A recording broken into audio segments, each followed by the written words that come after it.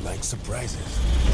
Dead Island 2 was a gory, blood-soaked adventure. I had mutilating these zombies to escape LA, or Hele is what they call it now. It goes without saying, the combat is the most fun aspect of the game.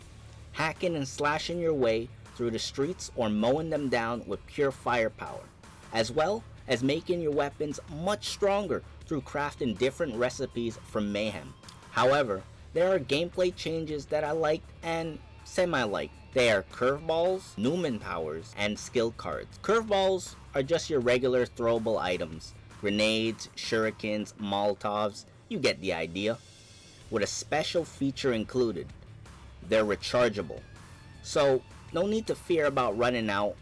However, the recharge timer can be fairly long. So, still exercise to use them wisely. Before I get into Newman powers, let me explain what a Newman is. It's essentially an infected human that undergoes a brief zombie transformation, aka a hybrid, which will turn you into a blood-crazed monster ripping enemies to shreds. This, however, brings us to our next gameplay change. And that's, you guessed it, skill cards. Now, I'm a little torn with skill cards in this game. Mainly because my first ever experience with skill cards was in Back 4 Blood. In that game, it was interesting and I kinda liked it because it was new to me. However, replacing the iconic skill tree in Dead Island 2 with the skill card feature left me feeling sad a bit. Although there are some cool skill cards you can get in different categories to further improve your combat playstyle, it was still a nostalgic hit in the gut. On the topic of skill cards, there's a select few of cards that have a unique property to them, and that's autophage. Autophage allows you to embrace more of your zombie side and become a much more feral animal, but it comes with downsides. A lot of these downsides made me steer clear away from autophage cards, cause I felt like they weren't worth it in my opinion. Partially because I was playing as the glass cannon Amy, and she's known as the weakest character in the game. Her innate abilities are just not the best. She dies in literally 2 hits. No, Ian. But I'll give her one thing though. She's Fast as fuck, boy! I almost gave up and swapped characters to Jacob, but Amy said one line that really got to me. Winners don't quit. After hearing that, I couldn't give up and just be a quitter.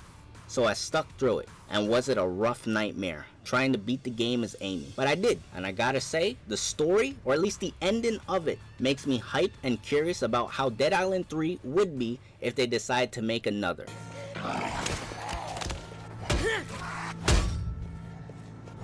Diving away from the gameplay, the graphics were just simply beautiful to see. Every character has facial expressions that showcase their personalities. Even the grotesque parts were incredibly detailed, especially when you get up close and personal with them.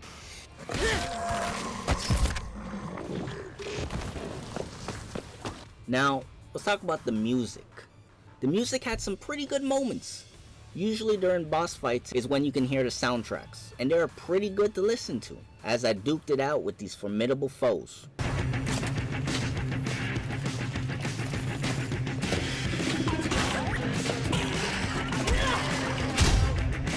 You've heard my likes and 50-50s, but I do have a dislike.